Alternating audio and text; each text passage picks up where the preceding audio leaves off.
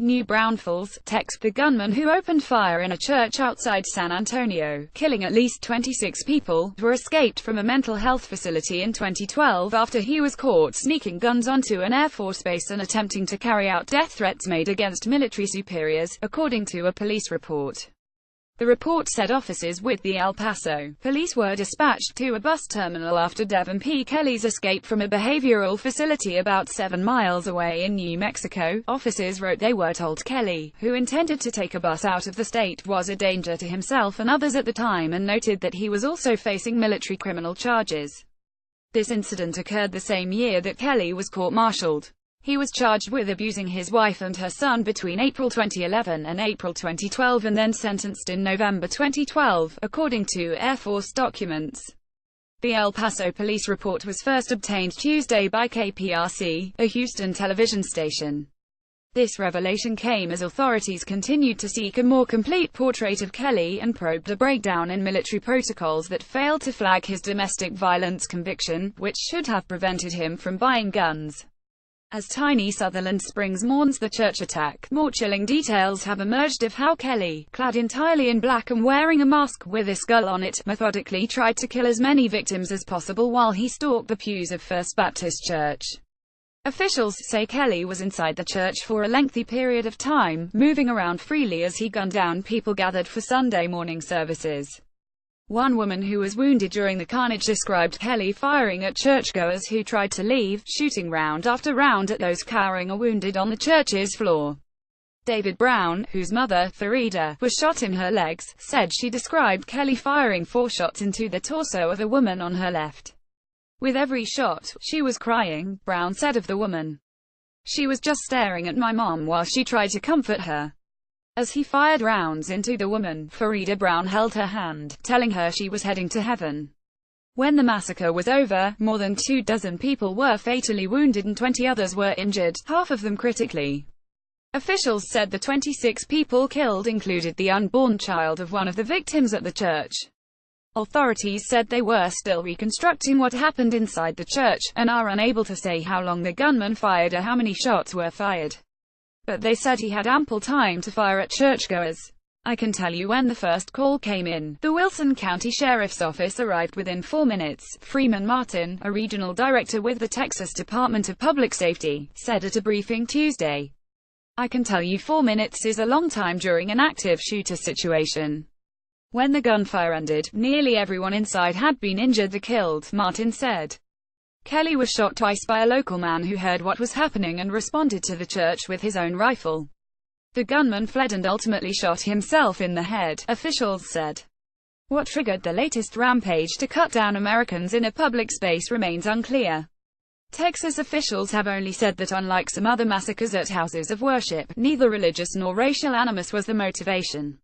Instead, they pointed to the gunman's rage at his own relatives, saying that he had sent threatening messages to his mother-in-law. She attended the church but was not there Sunday. We know there was conflict, Martin said. He was upset with the mother-in-law. Officials have not elaborated on the conflict, only saying that Kelly was angry due to a domestic situation. Further details on the dispute may be found on Kelly's phone, Martin said. However, the FBI said Tuesday that while they have obtained the gunman's cell phone, investigators have been unable to access it so far. The phone was flown Monday night to the Bureau's facility in Quantico, VA, said Christopher H. Combs, special agent in charge of the FBI's San Antonio division.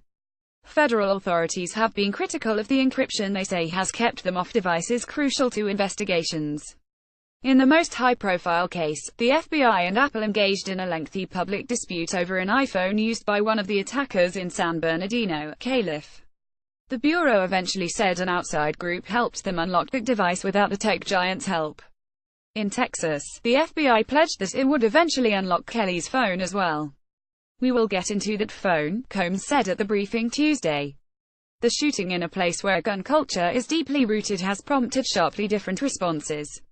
Some residents of Sutherland Springs, a small community southeast of San Antonio, said after the attack that it could have been stopped if people inside the church had weapons. In Washington, Democratic lawmakers sought to force a vote on a bill establishing a select committee on preventing gun violence.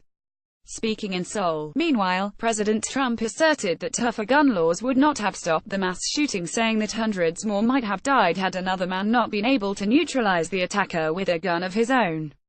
Trump has responded to previous attacks by calling for increased immigration restrictions such as extreme vetting, even in cases where his policies would not have stopped those attacks. When asked in Seoul whether he would support extreme vetting on guns, Trump said, "There would have been no difference 3 days ago. But how Kelly obtained his weapons has become the source of a separate federal investigation." A teddy bear lies under police tape at a makeshift memorial for those killed in the shooting at First Baptist Church of Sutherland, Tex. Rick Wilking. Reuters. Kelly was convicted of domestic violence while serving in the Air Force, making him the latest mass killer with such abuse in his past. On Monday, the Air Force said it failed to follow policies for alerting federal law enforcement about this conviction, which meant he was prohibited from buying or possessing firearms, according to Air Force spokeswoman Ann Stefanik. While serving at Holloman Air Force Base in New Mexico, Kelly was convicted of abusing his wife and her child. He spent a year at a Navy brig in San Diego and was then kicked out of the military in 2014 with a bad conduct discharge.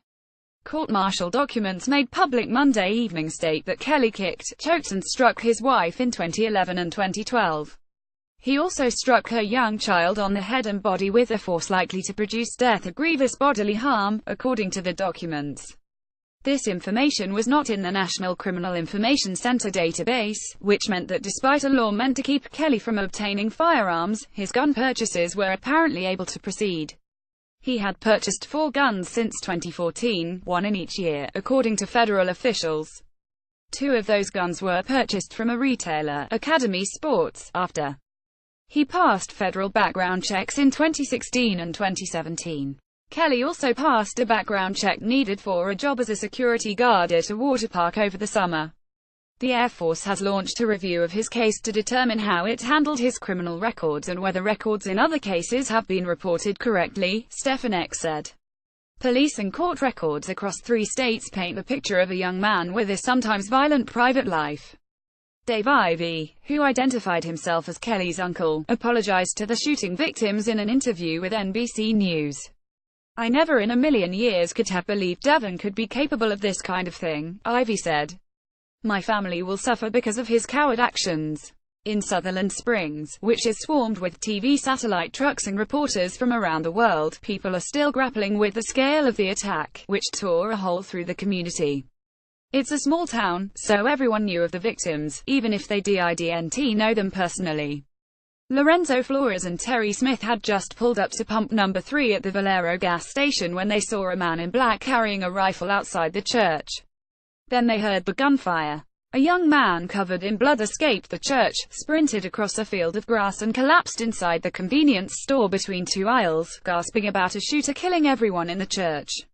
"I might not have known everybody in there by name, but I knew their face and I knew their smile," said Flores, 56, the head cook at Teresa's Kitchen, an eatery owned by Smith that is tucked into the corner of a convenience store at the petrol station. With Thanksgiving approaching, local residents are invited to a feast on November 19 at the community center, which was Terry Smith's idea. "The feast will continue as planned," they said.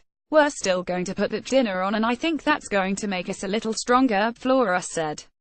"At least, it helps a little. And a little is better than nothing." Further reading Sutherland Springs pastor: "I don't understand, but I know my God does." The violent past of the Sutherland Springs attacker, Berman reported from Washington.